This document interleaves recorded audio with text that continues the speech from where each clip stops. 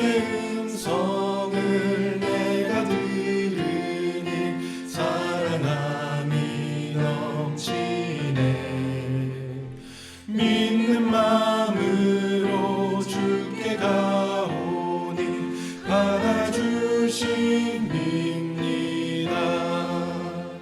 내가 매일 더욱 가까이 십자가로 가오니 구세주의 보혈 흘린 그곳에 나를 인도하소서. 주의 넓으신 은혜 힘입어 주를 섬겨 일하고 나의 품은 뜻 주의 뜻까지 되게 하여 주소서. 내가 매일 더욱 가까이 십자가로 가오니 구세주의 보혈 흘린 그곳에 나를 인도하소서.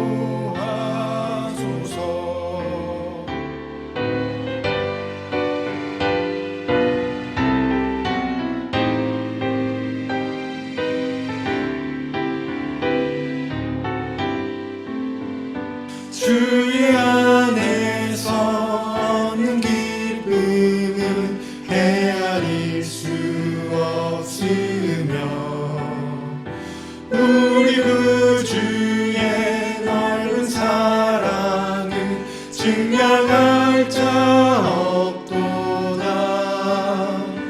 내가 매일 더욱 가까이 십자가로 가오니 구세주의 보혈 흘린 그곳에 나를 인도하소서.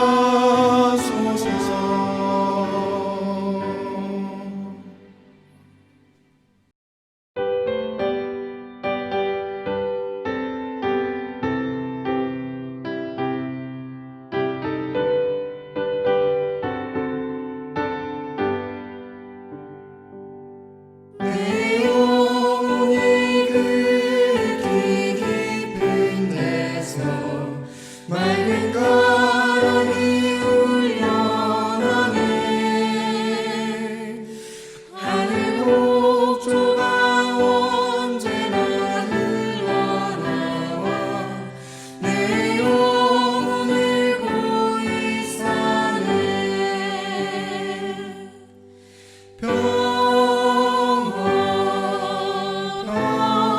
평화로다 하늘 위에서 내려오네.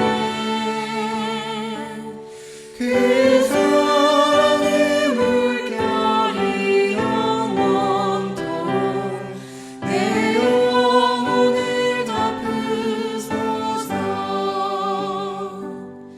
내 마음속에 솟아난 이 평안은 깊이 묻힌 고배로다. 나의 보화를 캐내어 가져갈 자 그 누구도 없으리라.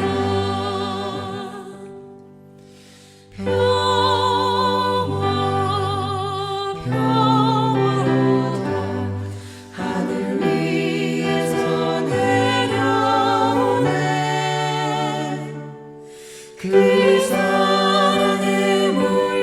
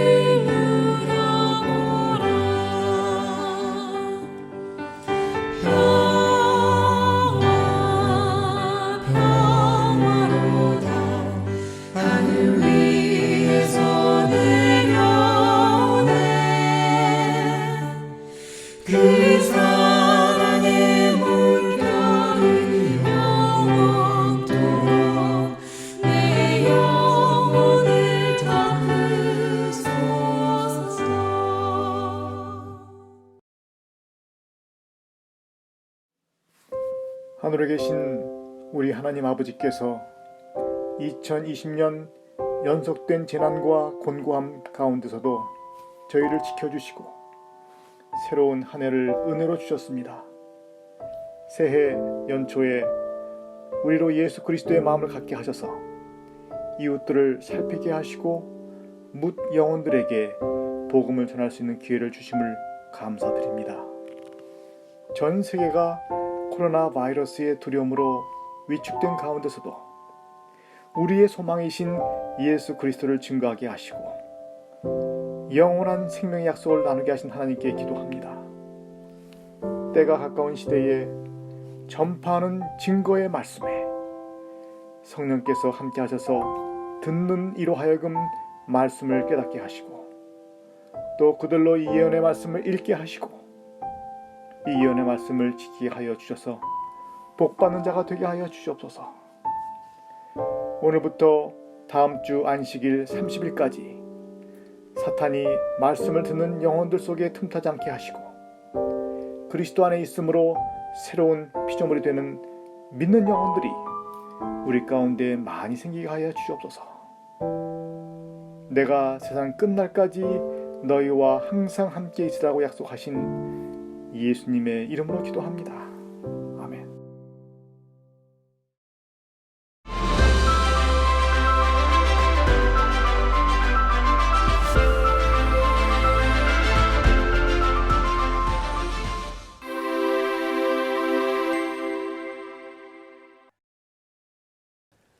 전국에 계신 여러분 안녕하십니까? 이준원입니다.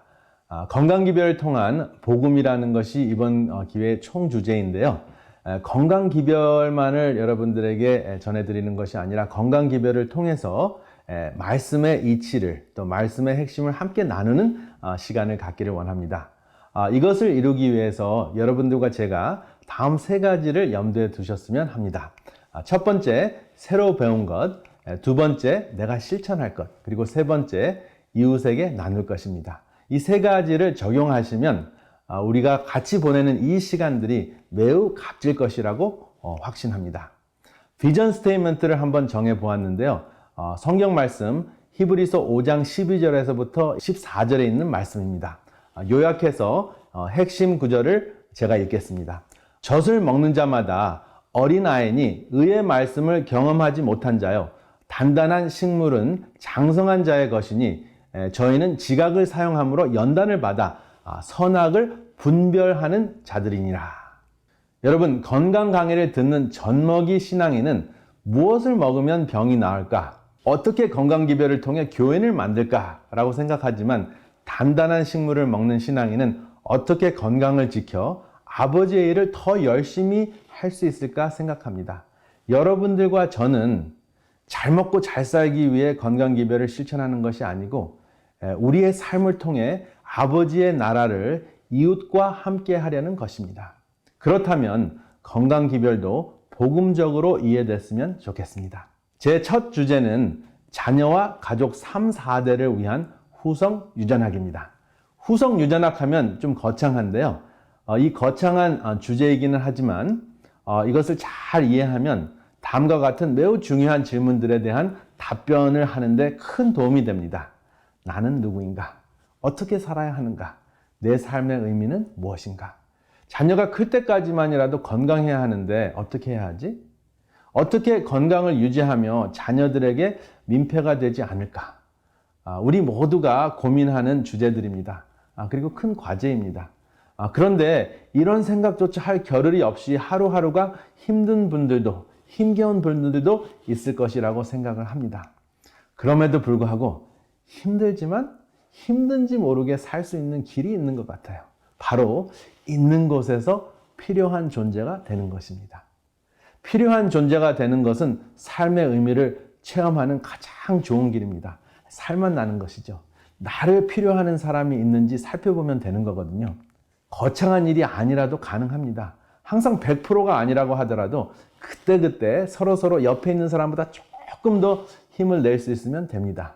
그런데 조금 더 힘을 낼 수 있는 필요한 존재가 되려면 나라는 영혼이 건강해야 합니다. 나라는 영혼은 몸과 분리되어 있는 것이 아니라 몸과 마음으로 이루어졌다는 것이 과학적으로 밝혀졌습니다.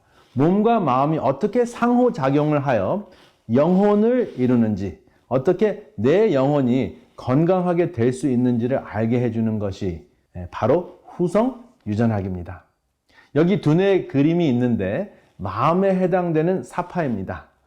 그리고 변연계라는 마음의 기능을 하는 뇌 영역이 있고, 이 그림에서 몸에 해당되는 면역체가 있습니다.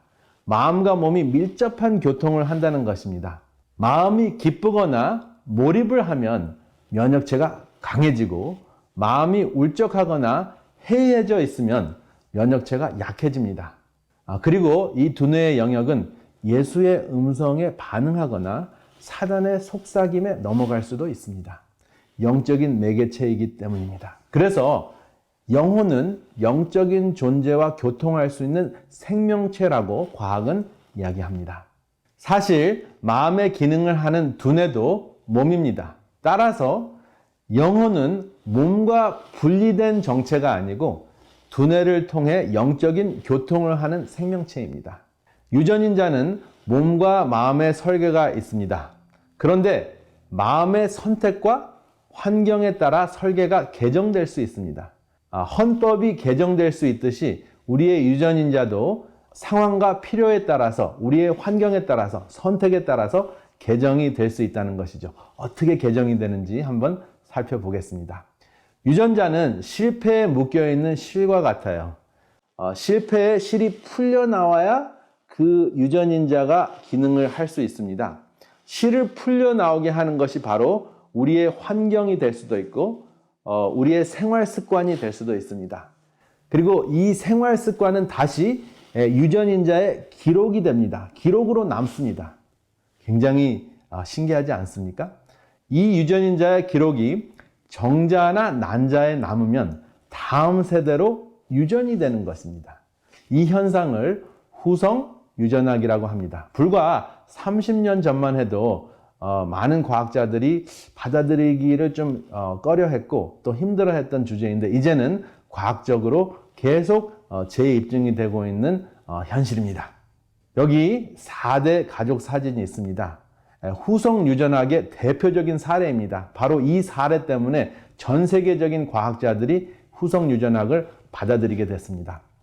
증조 할머니는 비만, 할머니는 유방암, 엄마는 당뇨병, 손녀는 중증 알레르기에 걸려 있습니다. 세계 2차 대전 막바지에 독일군이 네덜란드를 포위해서 식량 보급을 차단하자 인위적으로 기근이 생겼습니다. 그래서 이 증조 할머니는 아주 적은 양의 칼로리에 익숙해진 후에 출산을 했습니다. 그랬더니 적은 칼로리를 섭취하다가 음식 섭취량이 정상으로 증가하면서 이 4대 가족 모두에게 과잉 섭취가 되고 또 문제가 생겼습니다. 유전인자의 발현에 차이가 생긴 것입니다. 그래서 적은 칼로리에 익숙했던 증조 할머니는 비만, 그리고 할머니는 암, 엄마는 당뇨병에 걸리게 됐습니다. 그리고 손녀는 증조 할머니나 엄마를 보고 칼로리를 적게 먹었지만, 적은 양을 먹었지만 중증 알레르기에 걸리게 된 것입니다. 그런데 반전이 있습니다. 생활 습관을 통해 위의 질병들을 회복시킬 수 있다는 것입니다. 인간이 인위적인 방법으로 기근과 질병을 일으켰지만 주님은 천연계의 법칙을 통해 살 길을 열어주셨습니다. 여기 실패와 실뭉치가 이제 풀려서 실로 묘사되고 있는 그 유전인자를 보십니다. 이것이 바로 질병을 걸리게 하는 유전인자가 풀려있는 모습인데요. 이 풀려있는 유전인자 때문에 비만도 생기고 암도 생기고 또 당뇨병도 생기고 알레르기 현상도 일어나는데, 이것을 묶어두면은 이러한 질병을 가질 수 있는 유전인자를 가지고 태어났음에도 불구하고 병에 걸리지 않을 수 있습니다. 어떻게 묶어두느냐 하면 바로 메틸기로 묶어두면 됩니다. 특별히 질병을 걸리게 하는 유전인자를 묶어두는 음식이 있는데 바로 비트, 양파, 마늘입니다. 그래서 암을 비롯한 질병인자를 묶어놓는 대표적인 이 음식 비트, 마늘, 양파가 메틸기가 듬뿍 들어있거든요. 그래서 이러한 세 가지 음식이 대표적인 것으로 시작이 됐지만 또 많은 다른 채식을 통해서, 무지개 빛깔 음식을 통해서 질병 유전인자를 묶어 놓을 수 있다는 것이 확인이 됐습니다. 여기 사진이 있죠? 좀 춥기 때문에 요즘에는 그 비트를 구워서 마늘과 또 혹은 양파와 같이 구워서 드시면 참 좋겠습니다. 그런데 비트, 마늘, 양파가 치료제인 것은 사실인데 이 음식만을 찾으면 젖먹이 신앙이고요. 이 음식들을 빛으로 만들어주신 창조주를 기억하는 것이 단단한 식물을 먹는 신앙인이 되는 것입니다. 천연계의 어미가 된 짐승들은 갓 태어난 새끼를 핥아줍니다. 씻겨주는 것인가요? 아닙니다. 새끼에게 천연 백신을 주는 것입니다. 여기 어미소가 갓 태어난 송아지를 핥아주는데요. 이렇게 어미가 핥아준 송아지는 나중에 스트레스를 쉽게 극복할 수 있습니다. GR, 글루코코르티코이드 리셉터리라고 하는 스트레스 극복 유전인자가 실패해서 풀려 활성화되는 천연 백신을 맞았기 때문에 그렇습니다. 저는 이것을 쓰담쓰담 백신이라고 이름을 붙여 보았습니다. 송아지와 소의 모습인데, 어미소의 모습인데 바로 쓰담쓰담 백신이 있습니다. 사람도 서로에게 쓰담쓰담 백신을 줄 수 있습니다. 따가운 눈총 대신에 따뜻한 눈길, 비꼬는 말 대신에 격려의 말, 상처가 되는 표현 대신에 힘이 되는 언행으로 다양한 백신을 하루에도 여러 번 나눌 수 있습니다. 이것이 우리 유전인자의 기록이 됩니다. 여기 보시면 좋은 인자가 풀릴 때 활용되는 물질이 있는데 바로 아세틸기라는 것입니다. 좋지 않은 질병을 걸리게 하는 유전인자는 메틸기가 묶어주죠. 그래서 메틸기는 나쁜 유전인자를 묶어주는 역할을 하고 아세틸기는 좋은 유전인자를 풀어주는 역할을 합니다. 굉장히 놀랍지 않습니까? 그래서 예를 들어서 음식을 섭취하지 않아도 쓰담쓰담 해주는 삶을 살면은 아세틸기가 분비가 되어서 좋은 유전인자를 그 실뭉치에서 이렇게 풀어주는 그러한 역할을 한다 하는 것입니다. 그래서 먹는 것, 굶는 것, 운동과 스트레스, 우리의 언행, 그리고 교육, 함께하는 사람, 이런 모든 것들이 우리의 유전인자 발현에 큰 영향을 미친다는 것입니다. 그리고 유전인자의 기록이 됩니다. 그리고 특히 우리의 품성은, 우리의 생각하는 또 마음가짐의 습관은 두뇌 유전인자에 새겨진다는 것입니다. 여러분들과 저는 스마트폰이 있죠? 스마트폰의 정체는 클라우드에 저장이 됩니다. 그래서 만약에 우리가 스마트폰을 망가뜨리거나 또 잃어버려도 클라우드에 저장되어 있는 정보가 있기 때문에 그것을 복구를 시키면은 완전히 새로운 스마트폰을 사서 옛날과 같이 스마트폰을 쓸 수가 있습니다. 우리의 정체와 삶도 저장이 됩니다. 클라우드에 저장이 되는데 H클라우드에 저장이 됩니다. 이것은 제가 붙인 이름인데요. Heavenly Cloud. 성경에는 이 Heavenly Cloud를 주의 책이라고 표현을 합니다. 또 기념책이나 생명책이라고도 기록을 했습니다. 그래서 우리의 정체와 삶이 기록이 됐기 때문에 우리가 혹시 죽는다고 해도 그 모든 것이 복구가 가능합니다. 그래서 그렇게 복원이 되는 것을 부활이라고 합니다. 그래서 혹시 우리가 건강을 열심히 지키다가 생명을 다한다고 할지라도 또 불의의 사고로 우리의 생명을 잃는다고 할지라도 우리는 복원이 될 수 있는 것입니다. 왜냐하면 주의 책에 우리가 기록되기 때문입니다. 우리가 후성 유전학을 배우다 보니까 성경에 있는 말씀을 깨우치게 되는데요. 성경에 있는 말씀은 생명의 법칙을 선택할 때 운명적인 죄의 영향을 억제할 수 있다 하는 개념과 이치가 나옵니다. 그것을 바로 성화라고 합니다. 우리가 태어날 때 타고난 그 유전인자의 그 영향력을 우리의 선택으로, 우리의 생활 습관으로 묶어 놓을 수 있다 하는 것입니다. 부정적인 것은 묶어 놓고 또 우리에게 생명적인 것은 풀어 놓을 수 있다는 것이 바로 이 후성 유전학의 복음입니다. 그래서 이것을 여러분들과 말씀을 드리다 보니까 다음과 같은 건강의 핵심 사상이 생각이 납니다.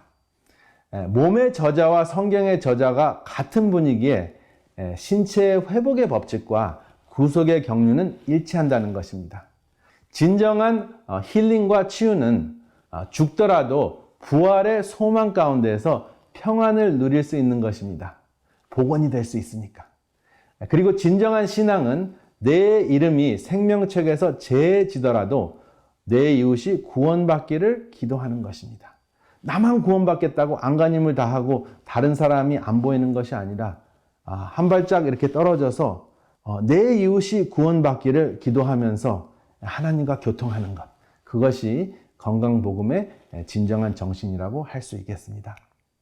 이러한 내용들을 나누시면서 또 삶에 적용하시면서 우리가 나만 건강한 것이 아니라 내 이웃과 함께 건강해져서 아버지를 함께 하시는 공동체가 되기를 이 시간에 간절히 바랍니다. 감사합니다.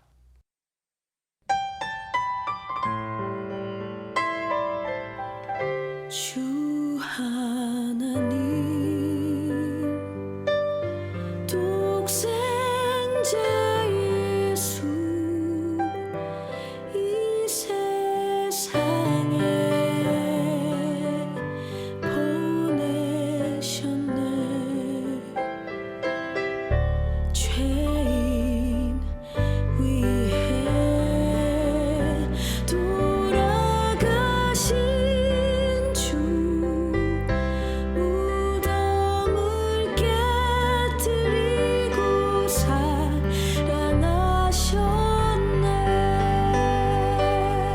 살아계신 주 나의 참된 소망 근심 걱정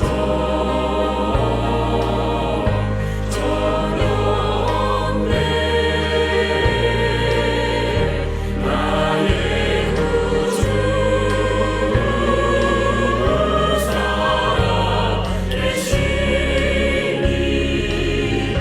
내 맘에 삶의 기쁨 넘쳐 흐르네. 그 언젠가 강 건너가리 이 싸움을 이기리라. 사망의 권세 사라질 그때에 영광의 빛 가운데 그를 보리라. 살아계신 주 나의 참된 소망 근심 걱정 전혀 없네. 나의 구주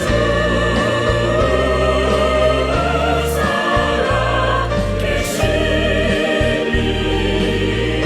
내 맘에 삶의 기쁨 넘쳐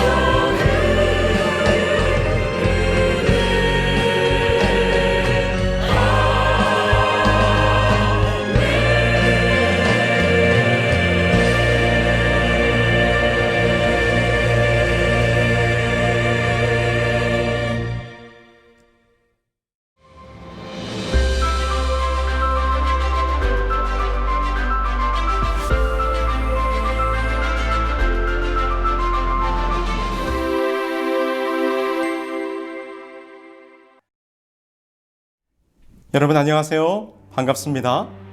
저는 이번 성경 예언 세미나에서 여러분들과 함께 참된 인생의 길을 찾아 떠나게 될 서상규입니다. 여러분과 함께하는 이번 세미나가 우리의 신앙과 삶의 바른 길을 찾는 시간들이 되기를 간절히 소망합니다. 사람은 누구나 성공하는 길을 가고 싶어 합니다. 내가 살아가고 있는 길의 끝에 행복과 성공이 있기를 바라면서 사람들은 길을 찾느라 일생을 보냅니다. 여러분들은 어떤 인생의 꿈을 꾸며 지금의 길을 달려가고 계신가요? 여기 한 젊은이가 있었습니다. 그는 어린 시절 부모님을 따라 미국으로 건너온 이민 1.5세대 청년이었습니다. 당시 대부분의 이민 세대들이 그러했듯이 힘들고 어려웠던 어린 시절을 보내던 이 젊은이는 오직 한 가지의 꿈을 꾸게 됩니다. 그것은 바로 돈이었습니다. 차별과 가난의 삶을 극복하는 길은 오로지 돈을 많이 버는 것밖에는 없다고 그는 생각했습니다. 그는 이 꿈을 위하여 열심히 공부했고 성공의 발판이 될 아주 좋은 명문대학을 졸업하게 됩니다. 그리고 그는 로스쿨을 가기 위해 준비했는데 그 이유는 그가 보았던 변호사들의 삶이 성공하는 사람들로 보였기 때문이었습니다. 그가 로스쿨을 준비하면서 LA에 있는 가장 큰 로펌 회사에서 파트타임으로 일을 하고 있었는데 그곳에 있는 변호사들의 삶이 얼마나 멋지던지 30대 중반의 성공한 변호사들이 캘리포니아 해변에 있는 멋진 집을 사고 뚜껑이 열리는 스포츠카에 멋진 여성들을 태우고 다니더랍니다. 그래서 그는 생각했습니다. 그래, 이거다. 이 세 가지가 내가 이루어야 될 꿈이다. 그 세 가지가 뭐였습니까? 멋진 집, 멋진 차, 그리고 멋진 여성. 이 한국인 이민 청년의 마음속에는 돈이라는 성공이 그의 꿈, 그의 인생길의 목표가 되었습니다. 성경 다니엘서에 보면 이와 비슷한 꿈을 꾸고 있던 한 사람이 나옵니다. 그는 성공한 사람이었습니다. 그는 부와 명예와 권력을 다 가진 사람이었습니다. 그런 그에게 한 가지 꿈이 있었는데 그것은 그가 이룬 성공을 영원히, 아주 영원히 누리고 싶은 꿈을 꾸었습니다. 아마도 이 사람들이 꾸었던 그런 꿈을 우리도 동경하며 살고 있지 않은지 모르겠습니다. 오늘 이렇게 성공의 꿈을 꾸고 있는 우리들에게 하나님께서는 뭐라고 답을 주시는지 함께 성경을 살펴보고자 합니다. 우리 다 함께 다니엘서 2장을 보실까요? 다니엘서 2장 1절입니다. 느부갓네살이 다스린 지 2년이 되는 해에 느부갓네살이 꿈을 꾸고 그로 말미암아 마음이 번민하여 잠을 이루지 못한지라. 부와 명예와 권력을 다 가진 성공한 사람, 그의 이름은 느부갓네살이었습니다.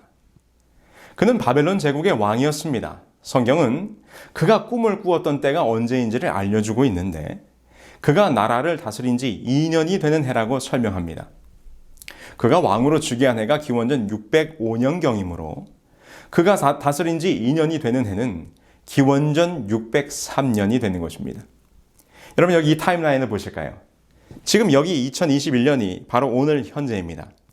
그리고 다니엘서 2장의 사건이 벌어지고 있는 때는 지금으로부터 약 2600여 년 전인 기원전 603년경이라는 것입니다. 그런데 지금 성경은 말하기를 왕이 잠자리에서 꿈을 꾸었는데 그 꿈으로 인해 마음이 번민하여 잠을 이룰 수 없었다고 기록합니다. 그는 그 꿈의 내용이 무엇인가 두렵고 불안하여 견딜 수 없어서 모든 박수와 술객과 점쟁이와 갈대아 술사를 불러들였습니다. 그리고는 꿈을 알려달라 말했지만 그들은 왕의 꿈을 알 수 없었습니다. 그렇지요. 당시 바벨론의 박수와 술객과 점쟁이들이 아무리 용하다 할지라도 어찌 잊어버린 꿈을, 말하지 않은 꿈이 무엇인지를 알 수 있겠습니까? 참으로 무리한 요구가 아닐 수 없었습니다. 그러나 이 말을 들은 왕은 오히려 크게 화를 내며 모두 죽이라는 무서운 명령을 내립니다. 바벨론의 박수와 술객과 점장이들에게 이날 새벽은 정말 아닌 밤중에 홍두 깨어 날벼락이 떨어진 것이 아닐 수가 없었겠지요. 자, 그런데 이렇게 왕이 꾸었던 한 꿈 때문에 온 궁궐이 소란스러웠던 이때에 참 하나님이신 여호와를 섬기던 한 믿음의 청년이 등장하게 됩니다. 하나님의 사람 청년 다니엘은 슬기로운 말로 시간을 조금 연장하여 줄 것을 요청하면서 왕의 분노를 가라앉힌 후에 그 꿈을 알게 하실 분은 오직 여호와이심을 깨닫고 기도하기 시작합니다. 여러분, 다니엘과 세 친구들이 이렇게 합심하여 기도할 때에 하나님께서 그 기도에 응답하셨을까요?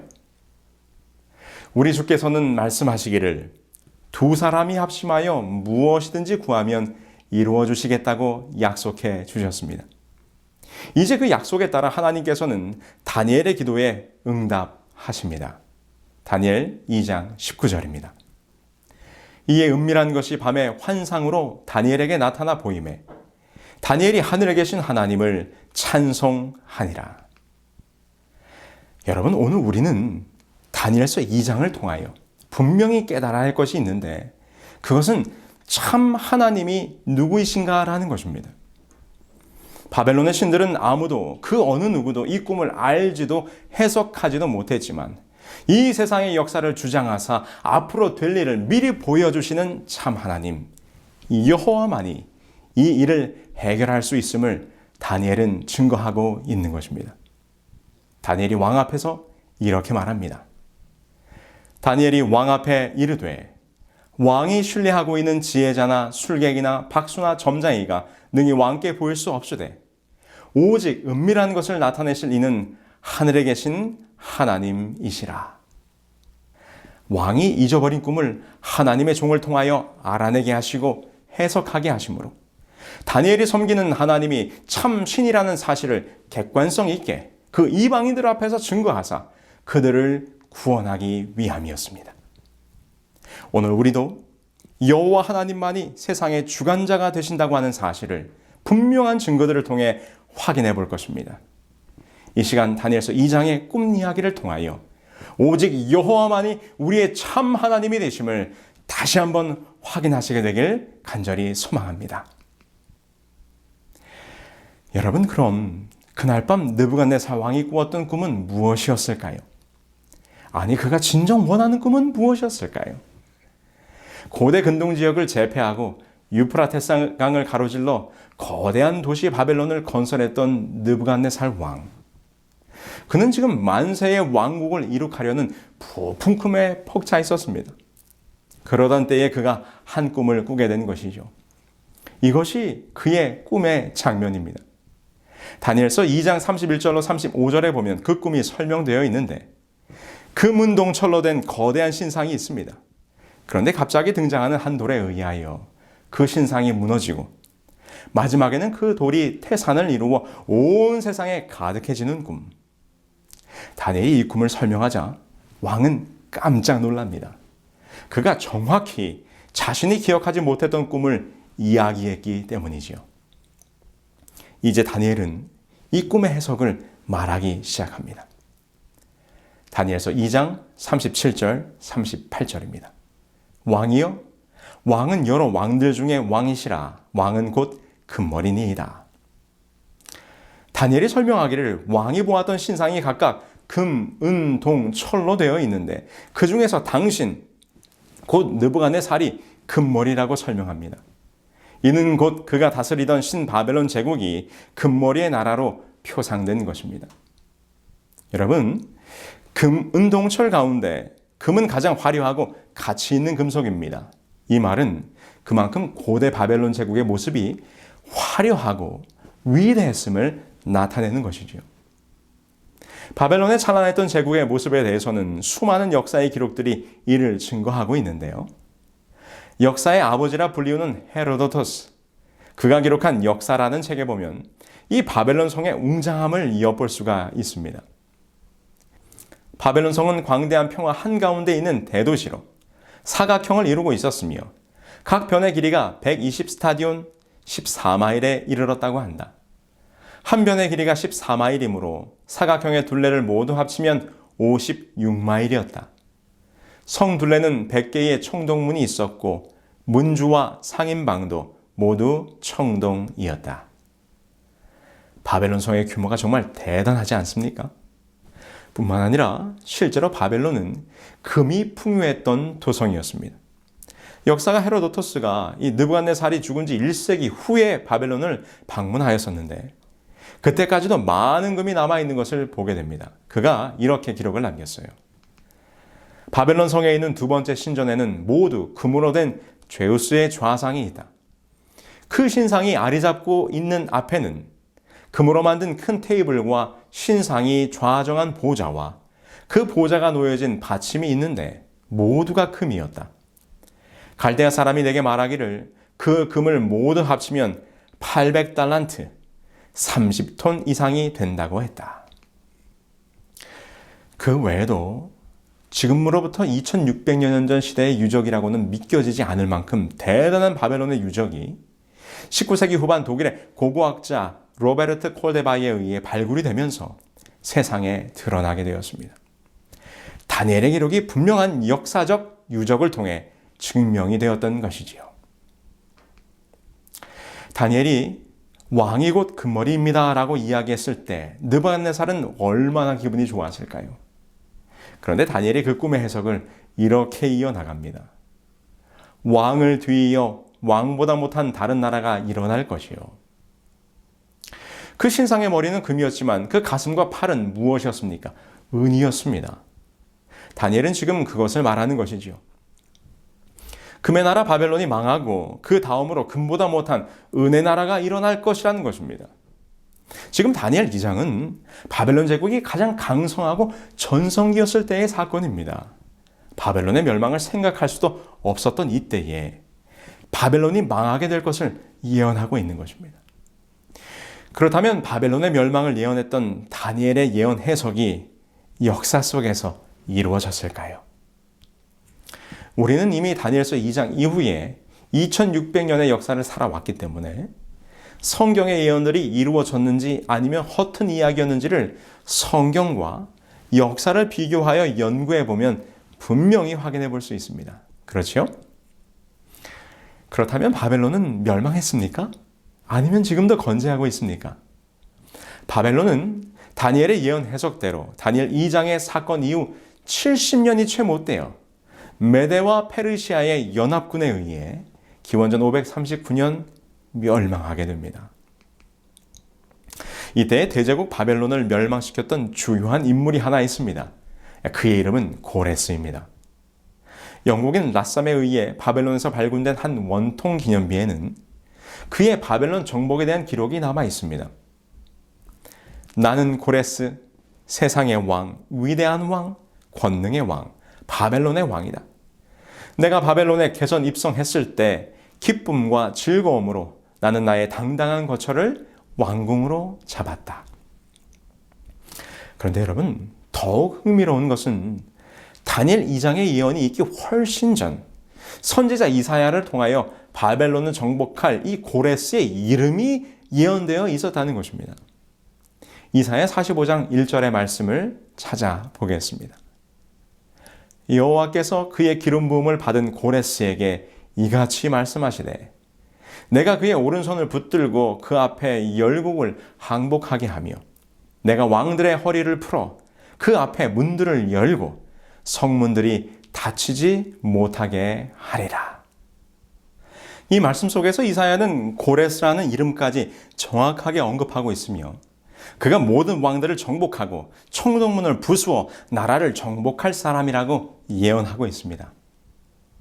이사야가 고레스에 대하여 예언한 것은 기원전 700년대 일입니다. 이는 고레스가 바벨론을 정복하기 무려 160여 년 전인 것이지요.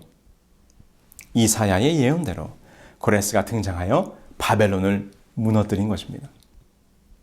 그런데 여러분, 하마터면 이사야의 예언과 다니엘의 예언이 거짓이 될 뻔했었다는 사실을 알고 계십니까? 헤로도토스의 역사책에 보면 그에 관한 아주 흥미로운 이야기가 하나 기록되어 있습니다. 메디아의 왕인 아스테아게스가 어느 날 꿈을 꾸었습니다. 그런데 그 꿈의 내용이 아주 오묘했는데 그가 꿈에 보니 그의 딸 만다네에게서 한 물줄기가 솟아오르더니 온 세상을 뒤덮는 것이었습니다.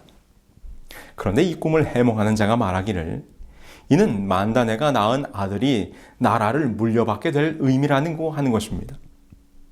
이 아스테아게스는 자신의 족통이 아닌 외손이 왕위를 물려받게 될 것이 두려워 그의 딸 만다네를 페르시아의 아주 미천한 신분의 남자에게 강제로 시집을 보내게 됩니다.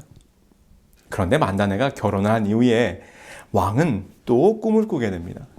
이번에도 그는 꿈속에서 이 딸의 자궁에서 자라난 포도나무 줄기가 온 세상을 뒤덮는 장면을 보았습니다. 그러자 그는 외손주가 태어나자마자 죽여버리기로 결심하고는 그의 가장 신뢰하는 신하인 하르파고스에게 그 아이를 찾아 죽이라는 명령을 내리게 됩니다.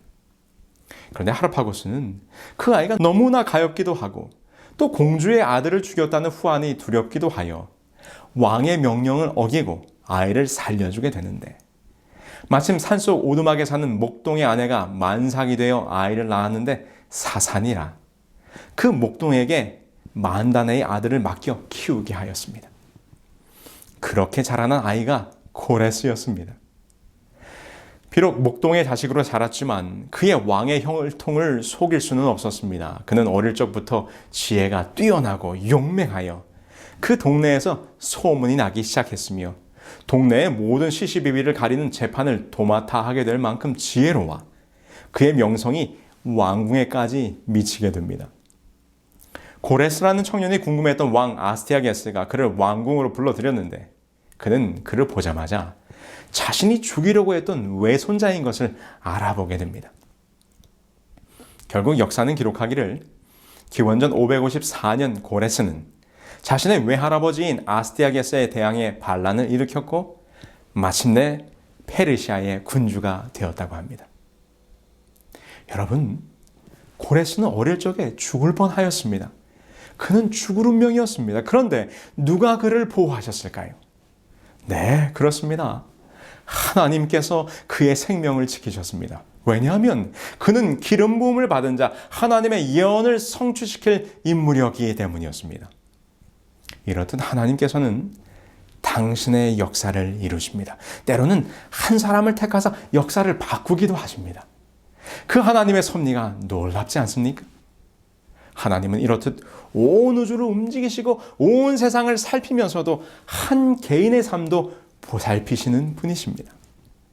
그런 하나님의 돌보심이 오늘 우리 각자의 삶도 살피시고 인도하고 계신다는 사실을 여러분 기억하시고, 여러분들의 인생길에 갈 길을 몰라 답답하고 힘이 들 때 하나님께 여러분의 인생길을 맡기시게 되기를 소망합니다.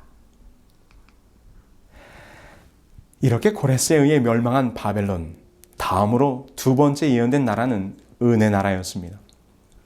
방금 전에 언급한 것처럼 바벨론을 무너뜨린 세력은 메데와 페르시아 연합국이었는데요.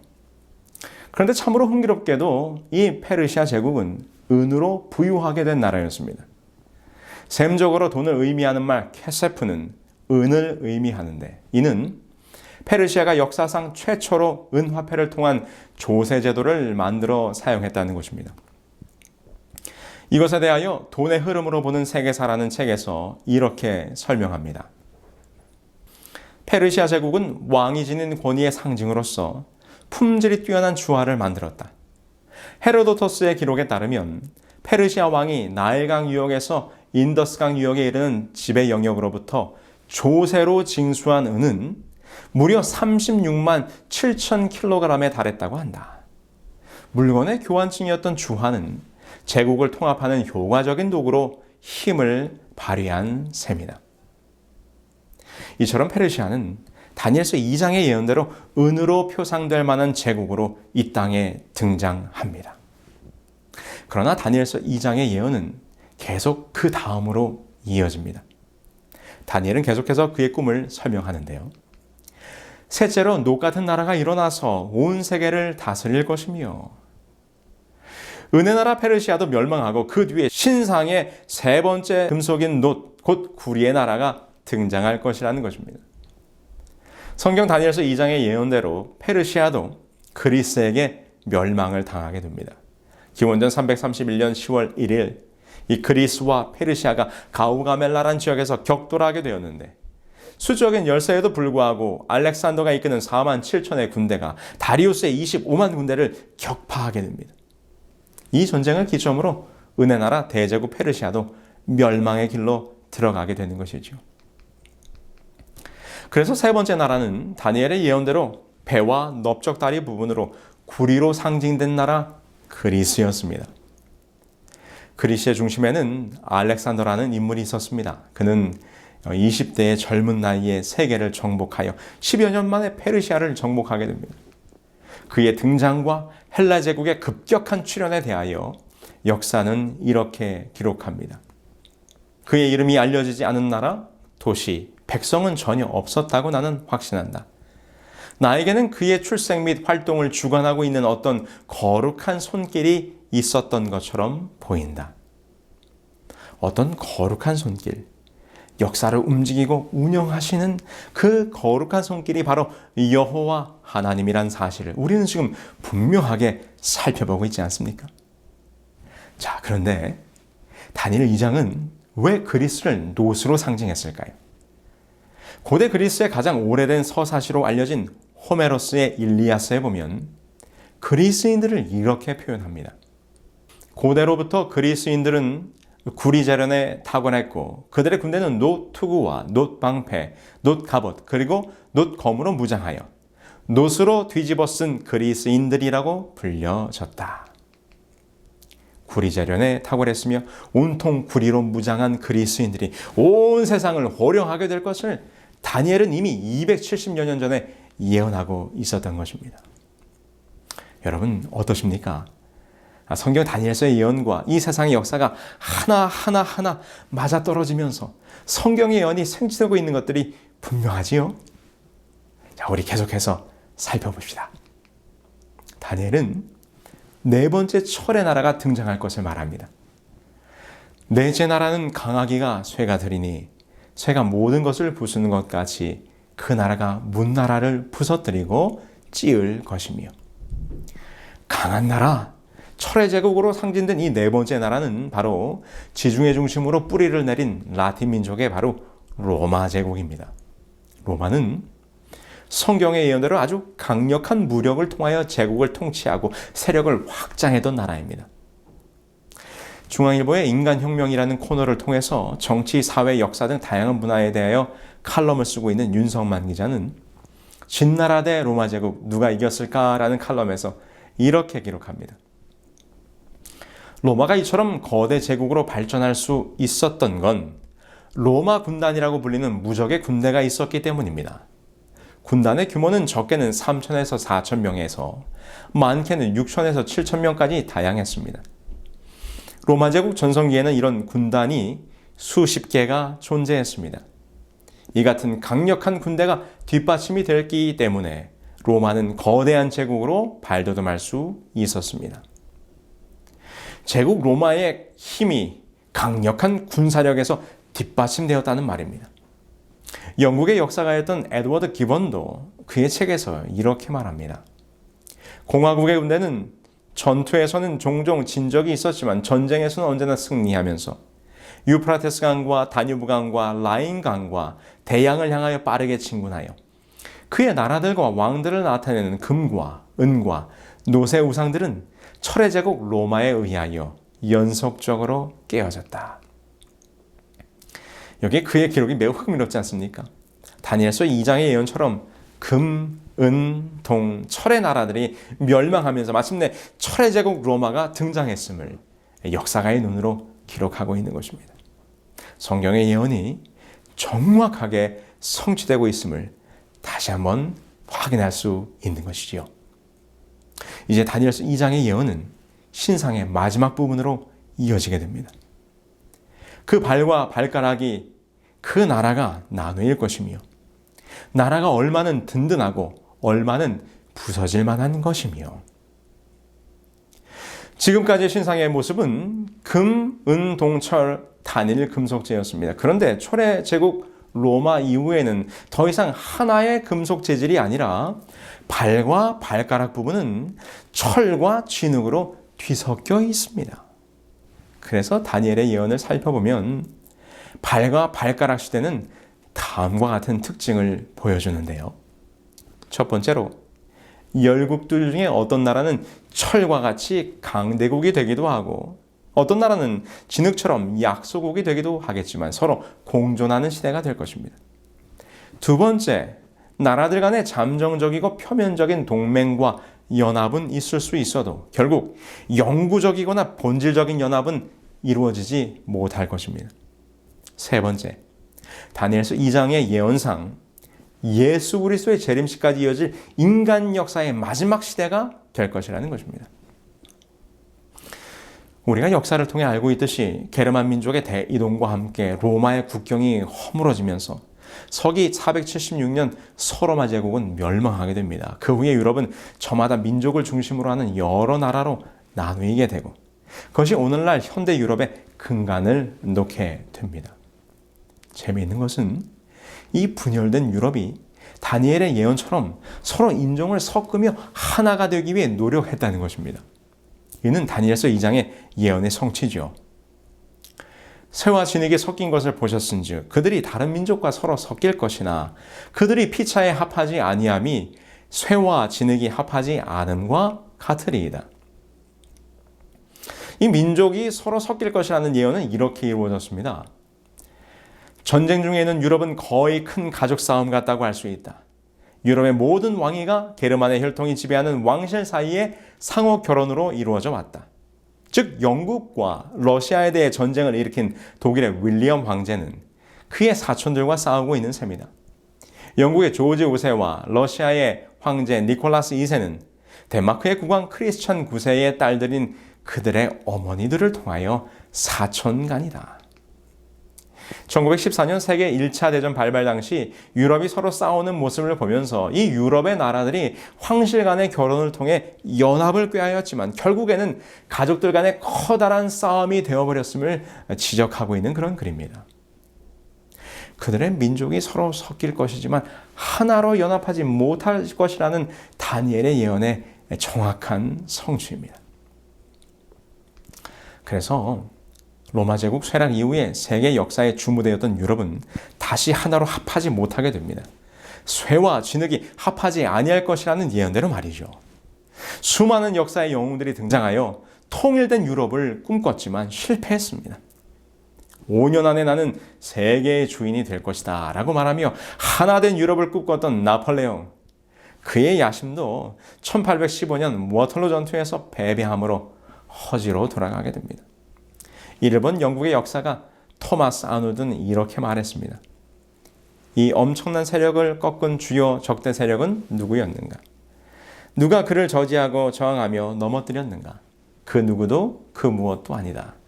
하나님이 분명히 직접 개입하셨다. 세상의 역사를 주관하시는 분이 하나님이심을 우리는 다시 한번 확인하게 됩니다. 아마도 느부갓네살 왕은 이런 꿈을 꾸고 싶지는 않았을 것입니다. 자신이 세운 대제국 바벨론이 영원한 제국이 되어 천년만년 세상을 통치하기를 그는 원했을 것입니다. 그러나 그의 꿈과는 달리 세상의 역사는 악몽이었습니다. 제국들의 흥망성쇠가 연속되었으며 마침내는 분열된 국가들이 복잡하게 얽히며 지금까지 이어져 온 것입니다. 이것이 지금까지의 인류의 역사입니다. 그리고 다니엘서 2장에 예언된 모든 세상의 역사는 그대로 성취되었습니다. 이제 오늘 우리는 느부갓네살이 꾸었던 꿈의 마지막 장면만을 남겨두고 있습니다. 그 장면은 이것입니다. 또 왕이 보신즉 손대지 아니한 돌이 나와서 신상의 철과 진흙의 발을 쳐서 부서뜨리매. 사람의 손대지 아니한 돌이 나와서 인간의 역사를 상징하는 그 신상을 부숴버리는 것입니다. 그런데 다니엘은 이 마지막 장면을 설명하면서 하나님께서 꿈을 보여주신 목적을 이렇게 설명합니다. 크신 하나님이 장래일을 왕께 알게 하신 것이라. 지금까지 살펴본 모든 역사는 모두 사람의 손에 의해 이루어진 역사였습니다. 그런데 이제 사람의 손이 닿지 않았던 한 돌이 나라와 인간의 역사를 끝내게 되는데 이것이야말로 지금 하나님께서 헛된 꿈을 꾸고 있는 당신, 곧 느부갓네살에게 장래일을 알려주시기 위함이라고 말하고 있는 것입니다. 그 장래일이란 무엇인가? 그것은 인간들의 역사가 하나님의 심판으로 끝을 맺게 될 것이라는 것입니다. 다니엘은 계속해서 말합니다. 그때의 철과 진흙과 놋과 은과 금이 다 부서져 여름 타작마당에 겨같이 되어 바람에 불려간 곳이 없었고, 이 세상의 역사가 마침내 끝을 맺게 될 것인데 마지막 돌의 나라가 임할 때 이 세상은 심판을 받게 될 것입니다. 지금껏 모든 예언이 성취되었습니다. 금, 동, 철의 제국을 지나 우리는 지금 발과 발가락의 시대에 살고 있습니다. 이제 곧 우리 앞에 펼쳐질 장면은 이 세상을 심판하실 돌이 임하게 되는 장면일 것입니다. 예수님께서도 친히 이 세상 역사의 끝에 있게 될 일에 대하여 제자들에게 설명하셨습니다. 마지막 때가 되면 처처의 지진과 기근이, 난리와 난리의 소문들이, 그리고 무서운 역병이 온 땅에 만연할 것이라고요. 여러분, 우리가 지금 코로나19 바이러스라는 무서운 전염병의 창궐을 지금 우리의 삶의 자리에서 경험하고 있지 않습니까? 세상의 역사에 유례없는 대혼란과 격변이 지금 우리들의 눈앞에서 펼쳐지고 있지 않습니까? 이 모든 것들이 인간의 역사가, 지구의 운명이 거의 다 되었음을 우리에게 보여주는 마지막 시대의 징조들입니다. 그래서 오늘 우리가 해야 할 일은 바로 심판을 준비하는 것입니다. 여러분, 그런데 이 세상의 마지막 때에 나타나는 돌은 무엇을 의미하는 것입니까? 성경은 이 돌에 대하여 이렇게 증거합니다. 사람에게는 버림바가 되었으나 하나님께는 택하심을 입은 보배로운 산돌이신 예수. 그렇습니다. 성경에서 돌은 예수 그리스도이십니다. 그분은 우리의 반석이시요 산돌이십니다. 그분이 이 세상 인간 역사를 끝내시기 위하여 임하신다는 것은 예수 그리스도의 재림을 의미하는 것입니다. 이제 우리의 인생길 앞에 산돌 되신 주님께서 임하실 터인데 우리는 어떻게 준비해야 합니까? 반석 되시는 주님께서 친히 그 방법을 우리에게 알려주셨어요. 예수님께서 이렇게 말씀하셨습니다. 돌 위에 떨어지는 자는 깨어지겠고 이 돌이 사람 위에 떨어지면 저를 가루로 만들어 흩으리라. 이 말씀은 돌의 심판을 앞두고 있는 우리들에게 주님의 재림을 어떻게 준비해야 하는지 정확히 알려주고 있습니다. 여러분, 이 말씀을 잘 보세요. 돌 위에 떨어지는 자는 깨어지는 경험을 할 것이지만 돌이 그 위에 떨어지는 자는 그 돌로 말미암아 가루가 되어 죽을 것이라는 것입니다. 이 말의 의미가 무엇입니까? 그것은 산돌 되시는 그리스도 위에 나 자신을 던짐으로써 이 죄된 자아를 부서뜨려 진토가 된 사람은 하나님께서 구원할 것이나 스스로 깨어지기를 거절하면 마지막 날에 하늘에서 산돌이신 예수께서 내려오실 때 그 돌에 맞아 흙으로 부서져 심판을 받게 될 것이라는 말입니다. 이렇게 될 것을 계시록은 이렇게 예언하고 있습니다. 산들과 바위에게 말하되 우리 위에 떨어져 보좌에 앉으신 이의 얼굴에서와 그 어린 양의 진노에서 우리를 가리라. 그들의 진노의 큰 날이 이르렀으니 누가 능히 서리요 하더라. 주께서 재림하실 때까지 여전히 자신의 못난 품성을 반석에 깨뜨리지 못한 자들이 외치는 절망의 소리입니다. 산과 바위야 제발 내 위에 떨어져서 나를 죽여다오. 여러분이 얼마나 처참한 광경입니까? 오늘 세미나를 시작하며 말씀드렸던 그 청년의 이야기로 돌아가 보겠습니다. 이제 변호사가 되기 위하여 로스쿨을 준비하던 어느 날 그는 한 경제 잡지를 보다가 뉴욕 월가에 있는 펀드 매니저들이 돈을 어마어마하게 번다는 사실을 알게 됩니다.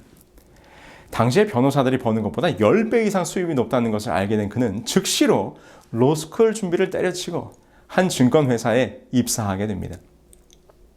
그가 얼마나 열심히 그의 인생길을 달려갔는지 겨우 26살의 나이에 세계에서 제일 잘 나가는 증권회사의 부사장이 됩니다.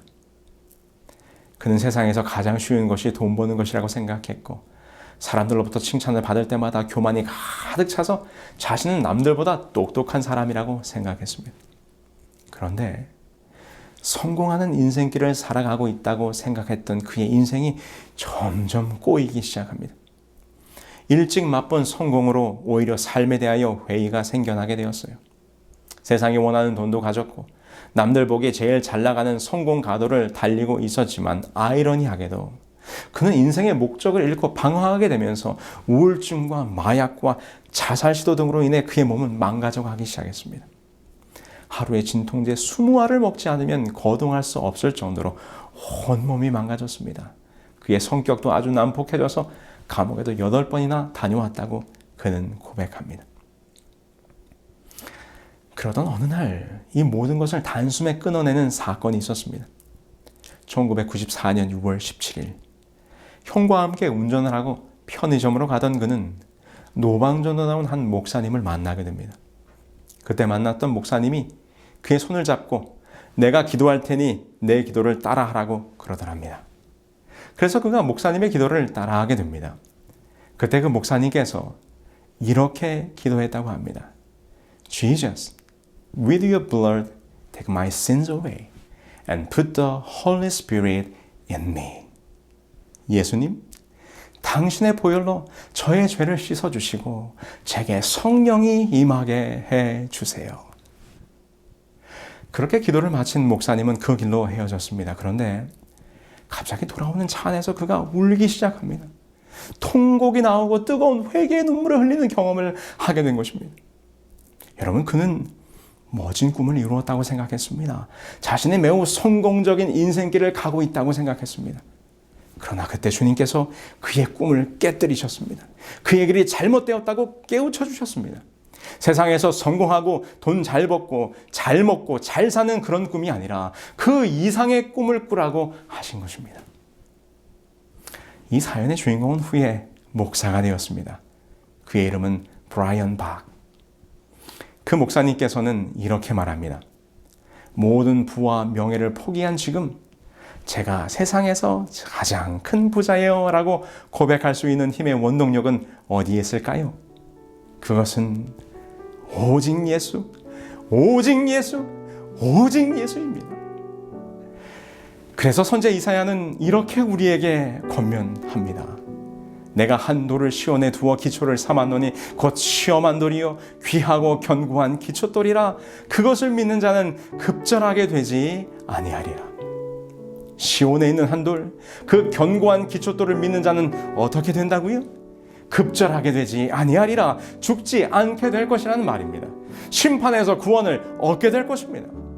오직 예수, 산돌이신 당신을 믿는 믿음으로 이제 머지않아 돌의 나라가 임할 것입니다.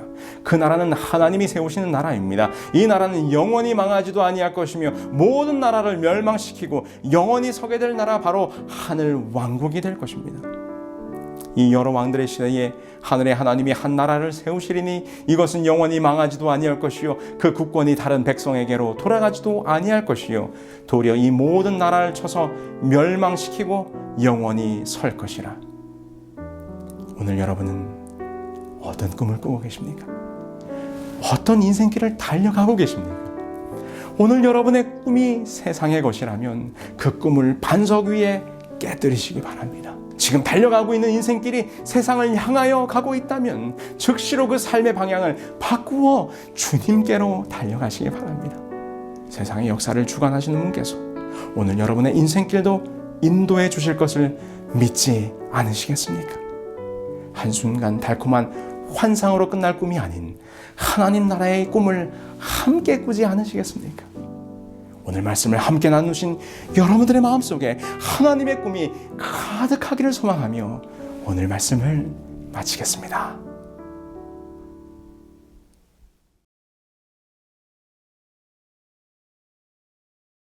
그들은 모두 주가 필요해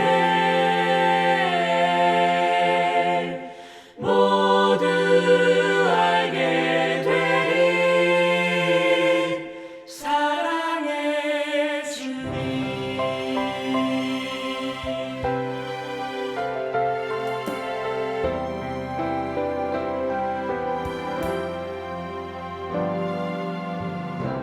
매일 스치는 사람들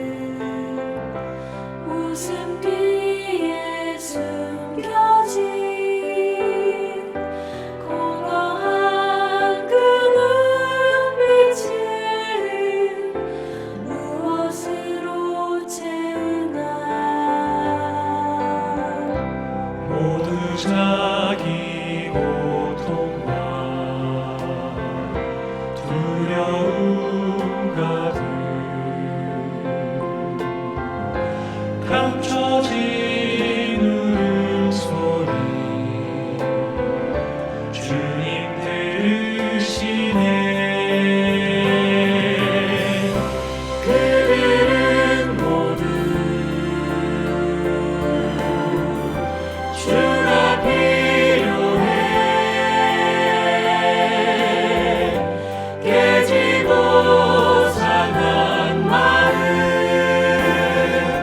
주가 여시네. 그들은 모두 주가 필요해. 모두 알게 되리 사랑의 주님.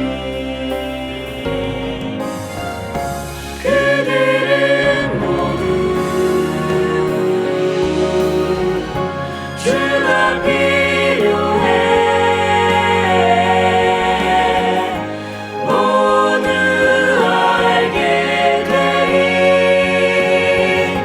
사랑의 주님. 우리들 모두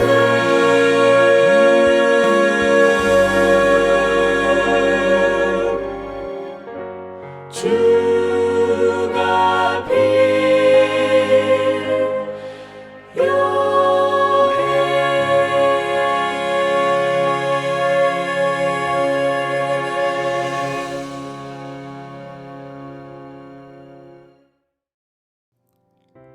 하늘에 계신 저희들의 아버지 하나님, 세상을 향하여 달려가고 있던 저희들을 말씀으로 일깨워 주시고 세상의 역사를 주관하실 뿐만 아니라 우리들에게 저 하늘의 꿈을 꾸라고 말씀하시는 하나님의 음성을 듣게 하여 주셨으니 감사합니다. 오늘부터 우리들의 삶이 하나님이 주시는 꿈, 하나님이 세우실 나라, 저 천국을 소망하며 사는 우리 모두가 될 수 있도록 인도해 주시옵기를 우리 주 예수 그리스도의 이름으로 기도합니다. 아멘.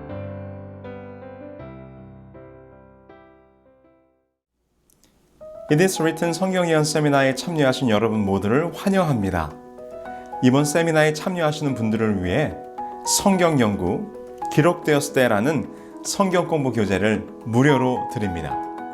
총 25권 한 세트로 되어 있는 이번 성경 공부 교재에는 이번 예언 세미나의 강의 내용이 담겨져 있고 뿐만 아니라 성경의 귀한 진리들이 단순하고 간결하게 잘 정리되어 있습니다. 이번 세미나에 등록하시는 분들에게는 누구에게나 무료로 보내드립니다. 교재 신청 방법은 itiswrittenkorea.com에 들어오셔서 메인 페이지에 세미나 등록하기 버튼을 누르신 후 접수 사항을 기입하여 주시면 여러분이 거주하시는 곳에서 가장 가까운 지역 사이트에서 연락을 드리고 책을 보내드립니다. 말씀의 귀한 진리를 쉽게 공부할 수 있는 성경 연구 기록되었을 때 교재를 무료로 받으실 수 있는 기회를 놓치지 않으시기 바랍니다. 감사합니다.